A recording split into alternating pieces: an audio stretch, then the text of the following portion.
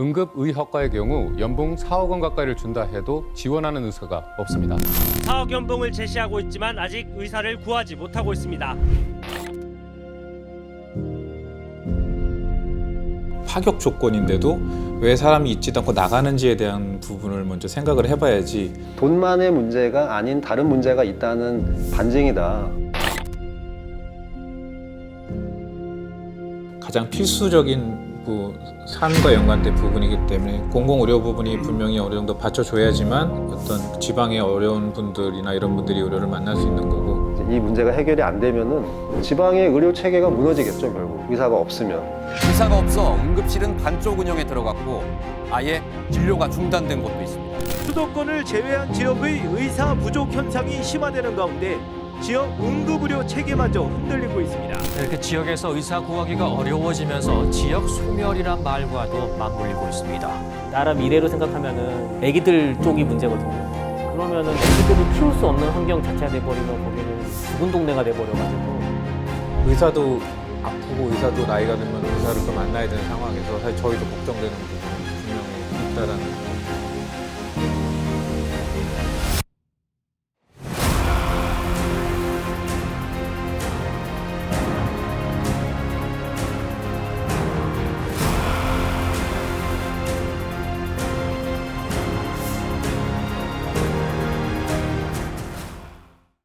네, 안녕하세요. 온리아이 성형외과 황진 원장입니다.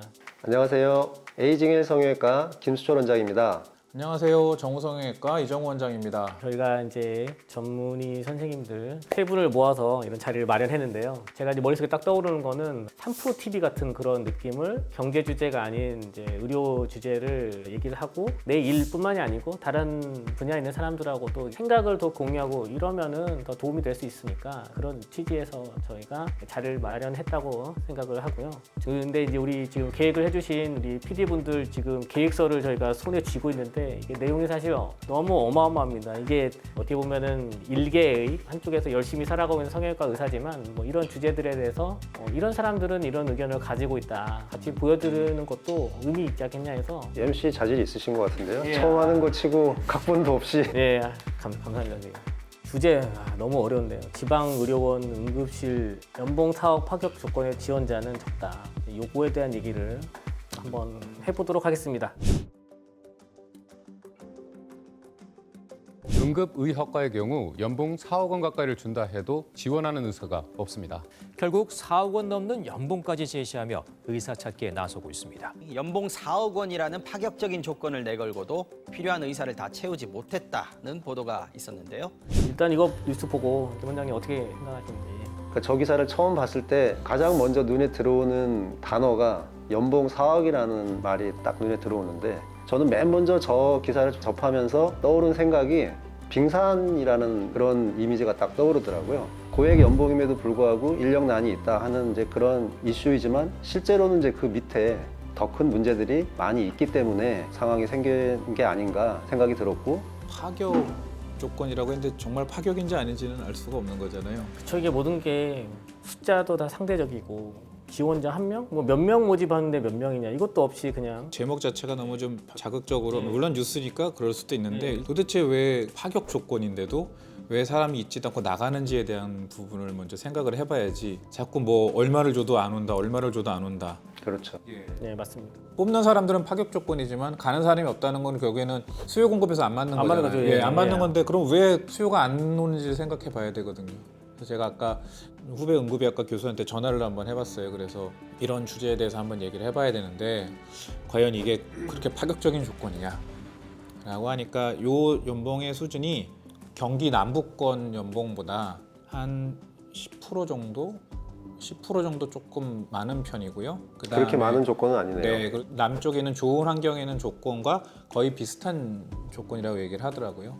여기에 가면은 일단 어느 정도 좀 갖춰진 병원에 응급의학과에 그 봉직으로 들어가게 되면은 뭐 인턴 선생님이나 이렇게 같이 진료를 볼 수 있는 선생님들이 계신데 국립병원 쪽으로 가게 되면 이제 모든 그 프로시저를 다 하셔야 되는, 혼자 다 해야 되는 조건이라고 얘기를 하니까 요즘 알바도 보면은 뭐 시급 얼마도 중요하지만 뭐 거기서 어떤 일을 하는 건지 흔히 꿀 알바라고 얘기하는 거 있잖아요. 앉아서 뭐 책보다 나오면 되는 알바도 있지만 막 화장실 청소하고 뭐 바닥 닦고 뭐 집 날르고 이런 알바가 똑같이 시급이면은 결국에는 이 조건이 파격적인지 아닌지는 그런 걸 따져봐야지 단순하게 이런 자극적인 제목으로 마치 돈이 많이 줘도 안 가는 거에 대해서 이렇게 부각시키는 내용인 것 같아서 조금 바람직한 기사 내용이라고 생각 들지는 않아요. 제가 생각할 때는. 저도 아주 동감을 하고 연봉, 사업 굉장히 큰 돈인데 돈만의 문제가 아닌 다른 문제가 있다는 반증이다.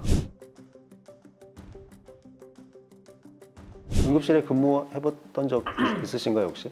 저는 인턴은 물론 있었고요. 저 1년차 때는 에브리데이 당직이고 응급실에서 자다가 얼굴 뭐 열상 환자들 오면은 항상 외상 환자는 거의 성형외과가 봤었기 때문에 1년차 그리고 2년차 때 그렇게 생활을 했었어가지고 항상 응급실은 전쟁터 같은 곳이었죠. 그 응급실의 기억은 인턴 때 이제 다른 과 응급 정말 생각하는 응급. 예. 아마 여기에서 얘기하는 그 응급실 아마 그런 정도 DOA도 오고 이제 CPR도 막 해야 되고 이미 선고가 끝난 사람도 한편에 있고 한쪽에서 이제 계속 펌프하고 있고 막 그런 환경이 먼저 떠오르네요. 근데 그거에다가도 지방이면은 진짜 너무 열악하니까 되게 사람들이 생각하는 어떤 의사 일이라는 거에 대해서 이제 드라마나 이렇게 매스컴에서 이제 보여지는 의사는 상당히 팬시하거든요. 되게 나이스하고 되게 멋진. 근데 그거랑은 정말 거리가 멀고 미국의 ER 드라마 있잖아요. 네. 그거 보면은 미국 상황이긴 하지만 이제 별의별게 다 오니까 이제 그것도 막 떠올라요. 그 응급실은 생과 사가 이렇게 갈리는 곳이잖아요.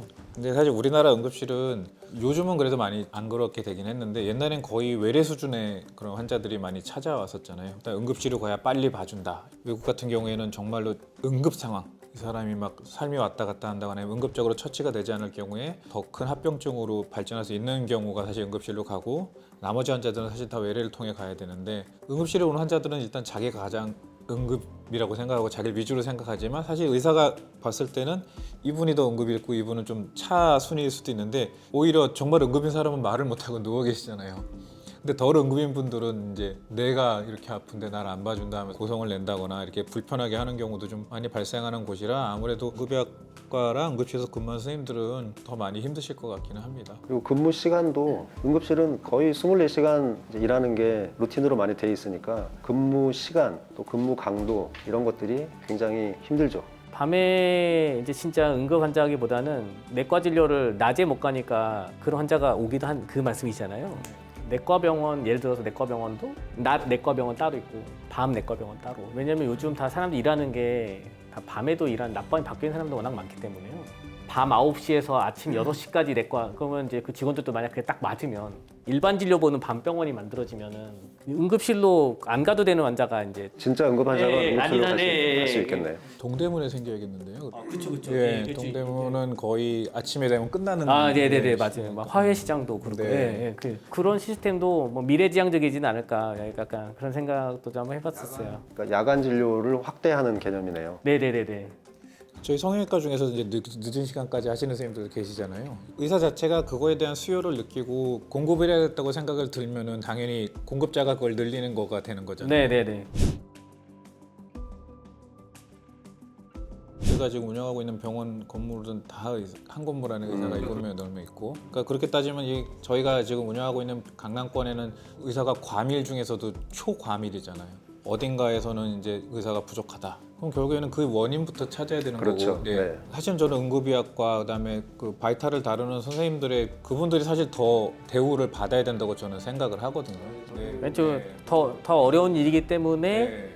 더 힘든 일이니까 더 받아야 된다. 전 그거 맞다고 생각해요. 얼마 전에 또 뭐 신경외과 교수님이 2분 계신 병원에서 간호사가 뇌출혈이 생겼는데 예. 그 병원 먼 데서 수술을 못했다 뭐 이런 건데 신경외과 선생님들이 지금 그 어려운 트레이닝을 다 하고 나서도 결국에는 이제 뭐 척추 쪽이나 뭐 이런 쪽을 다 하신다고 해서 결국에는 이제 브레인 쪽 하시는 선생님은 계속 부족하다고 얘기하고 그리고 많은 과 선생님들이 본인 과 트레이닝 하셨지만 미용 쪽으로 많이 개업을 하신다는 거는 결국에는 전문으로 배우셨던 그리고 트레이닝 받던 그 과에 개업을 한다거나 일을 하시는 것보다는 예를 들어서 이 미용 쪽이 더 수입이 있다고 생각하시니까 결국 이쪽으로 오시는 거잖아요. 구조적인 부분의 문제인 거지 결국에는 이게 무슨 뭐 다른 문제는 아닌 것 같아요. 제가 보기에는. 숫자가 그러면 부족해서 지방 의료원으로 가는 의사가 적냐, 그러니까 이런 부분도 한번 생각을 해봐야 되는데, 저의 개인적인 생각은 우리나라 의사 숫자는 부족하다고 생각하지 않고, 사실 우리나라 대도시 같은 경우처럼 의료 접근성이 좋은 나라 정말 드물거든요. 그러나 그게 대도시에 편중돼 있다는 게 이제 문제. 절대적인 숫자보다는 분배의 이제 문제가 있는 것이 저는 더 큰 부분이라고 생각이 되고, 지방 의료원 일단 인력이 적기 때문에 혼자서 다 해야 되거든요. 어시스턴트도 없고 도와주는 뭐 전공이나 이런 인력들이 부족하기 때문에 개인적인 근무 환경이 힘들고, 또 장비라든지 시설 이런 것도 아무래도 대도시 병원이라든지 대학병원 이런 데보다는 많이 떨어지기 때문에 본인이 져야 되는 책임 소재, 또 뭐 잘 아시겠지만 또 사회적으로 대도시 쏠림 현상이 이제 많다 보니까 어떤 사회적인 인프라, 뭐 교육도 마찬가지고 주거, 문화생활 이런 부분들이 의사도 가족이 있을 텐데 생활을 풍요롭게 하기 힘든 이제 그런 여건인 곳으로 가기는 아무래도 힘들겠죠. 의사도 마찬가지. 의사도 아프면 저도 병원 가니까요. 그러니까 내가 아플 때 치료를 못 받는 거죠. 가족이 아플 때 치료를 못 받고, 아플 때 치료를 받을 수 있는 수준이 물론 있다 없다로 나눠져 있지는 않지만, 인간 존엄성이라는 기준에서는 저희도 아파서 내가 그냥 독방에서 그냥 곡에서 돌아가시는 거랑 병원까지는 갔다가 죽는 거랑은 의미가 다르다고 생각하거든요. 근데 그런 것조차도 안 되는 거죠. 병원이 없으면 거리가 너무 멀어가지고. 저도 뭐 후배 대학 교수랑 뭐 얘기할 때도 그 친구도 본인도 걱정을 해요. 지금 이 상황으로 계속 됐을 때 자기도 은퇴하고 어딘가에서 아팠을 때 자기가 정말로 그런 흉부외과 선생님을 제 시간에 만날 수 있을까. 제가 이 심근경색이 왔을 때 제가 정말 정말 그 타임 크리티컬 타임 안에 만나서 살 수 있을까. 뭐 이런 걱정을 하더라고요. 지금 이 상태로 계속 지속됐을 때는 걱정이다. 뭐 저희도 이제 젊은 나이가 아니니까. 이제 이 문제가 해결이 안 되면은 저는 이제 이 생각이 들더라고요. 그러니까 지방의 의료 체계가 무너지겠죠, 결국. 의사가 없으면.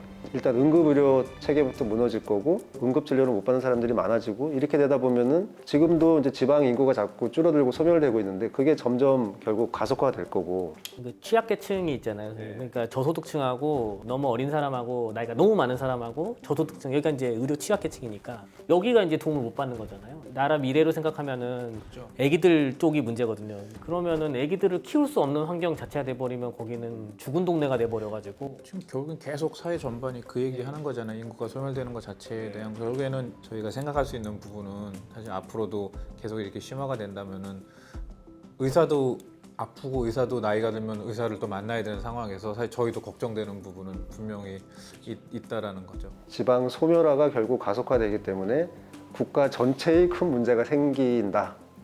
뭐 이런 생각이 드는 거죠. 인구가 모이려면 그쪽에 인프라가 갖춰져야 되잖아요. 사실은요.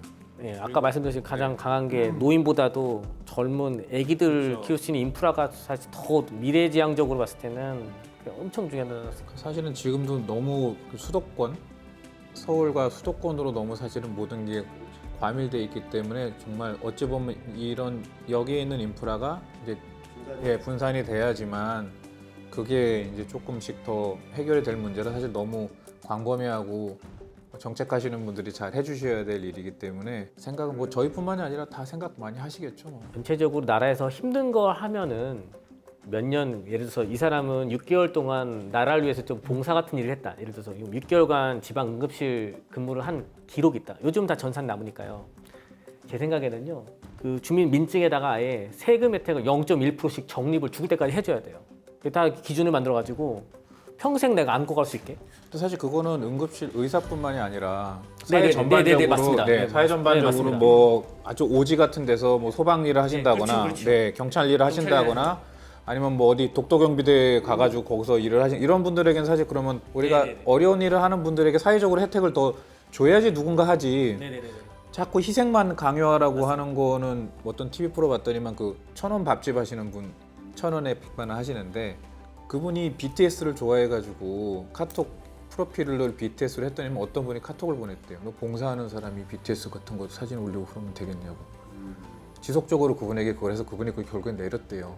그러니까 왜 자꾸 봉사하거나 이런 거에 대한 무슨 마치 성자 같은 그런 느낌을 자꾸 강요한다라는 거죠. 뭔가 사회적으로 어려운 일을 하는 사람에게 뭔가 더 혜택을 주고 그거는 당연히 맞는 말씀이죠. 뭐 좀 어떻게 보면 말이 안 될 수도 있는데, 그러니까 다 의사를 지금 하려고 하니까 진짜 뭐 조금 강압적으로 뭐 몇 년간은 뭐 필수적으로 그리고 공공 쪽에 비지 않게 초반에는 이렇게 봉사를 좀 해야 된다 이렇게 넣는 것도 도움이 될 수 있지 않을까. 저희가 얘기하는 게 이제 많은 사람이 보고 공감을 해주면 나라 분들이 이제 좀 봐주시면 뭐 반영이 될 수도 있겠지만 그래도 그냥 이 순간만은 나라를 생각하고 의료계를 생각하는 입장에서 어떻게 한번 해결해 볼 수 있을까. 일단 의료는 공공재 성향이 좀 많이 있잖아요. 아무리 저희가 시장 경제 어쩌고 해도 일단은 가장 필수적인 삶과 연관된 부분이기 때문에 어느 정도는 말씀하셨던 그런 공공의료 부분이 분명히 어느 정도 받쳐줘야지만 어떤 지방의 어려운 분들이나 이런 분들이 의료를 만날 수 있는 거고, 그 부분에서는 공공의료를 확대해야 되는 부분은 분명히 있는 거죠. 그냥 억지로 뭐 돈을 많이 줄 테니까 가라 뭐 이런 게 아니라 저기 내가 가서 일을 하고 싶다 이런 마음이 이제 들게 하면은 제일 좋다 이런 생각이 들거든요. 엄청 동의한. 저희 의사들 보면 항상 이제 돈 많이 번다라는 인식만 너무 강하잖아요. 물론 그거를 쫓는 선생님도 있어요. 저희가 부정하는 건 아닌데요. 근데 진짜 일 즐거워서 하시는 선생님 분명히 계시거든요. 더 많죠, 사실은. 네. 근데 그런 분들이 막 하다 보면 지치는 게 뭐냐면 내가 이거를 소명의식 가지고 난 이게 내 천직이고 난 이게 너무 맞아서 열심히 하는데 돌아섰더니 다른 거가 자꾸 걱정이 생기는 거예요. 나는 아침에 일어나서 잠잘 때까지 내 일만 하다가 자는데 돌아서면 예를 들어서 집에 쌀 떨어졌다. 나는 열심히 진료를 열심히 했는데도 불구하고 소송에 휘말려서 다른 스트레스 또 안고 가야 돼요. 한쪽에 계속 뇌구조 안에 일부를 차지한 채로 일을 해야 되잖아요. 그러니까 사람들이 내가 이걸 해줬을 때 고마워하면 이게 보람이 느껴지잖아요. 그러니까 내가 이걸 할 때 뿌듯함이 느껴지면은 이 일을 하고 싶거든요. 돈 아니어도 내가 했을 때 그 주는 뿌듯함이 있으면은 하게 되는데, 내가 응급실에서 일을 할 때 사람들이 나를 멋지게 생각해준다. 내가 일을 하고 있을 때 내가 진짜 의미 있고 가치 있는 일이다.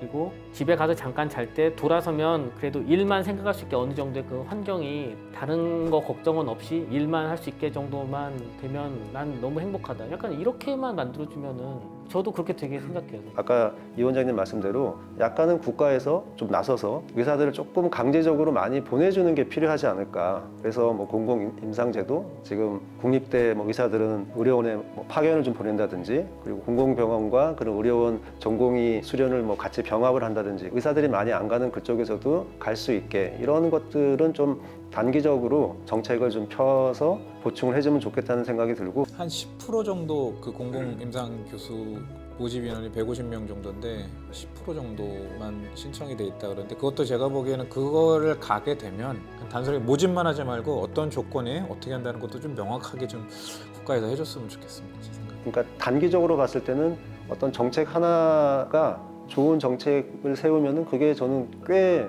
효과가 있고 중요하다고 생각을 하는 예를 하나 들어보면은, 이제 저도 공중보건의사, 군대 3년 대신에 공중보건의사 가서 그 의료원에서 근무를 이제 했었는데, 그렇게 되면은 아무래도 취약계층 보건의료원 이런데 이제 갈 수 있는 의사들이 약간 이제 공공재로 투입되는 인원수가 늘어나는 거기 때문에 저는 이런 정책들 하나하나가 최종적으로 미치는 영향이 클 수 있다. 외국은 이제 음악인한테 자기 그 아이디 카드 뒤에 음악인이라고 마크를 찍어줘요. 그러면은 그 동네 음악인 내 옆집에 누가 있다라는 거에 되게 반가워요. 우리 옆집에 음악가 살아. 유명하진 않아도 돼요. 미술가도 살아. 이런 거 되게 좋아하거든요.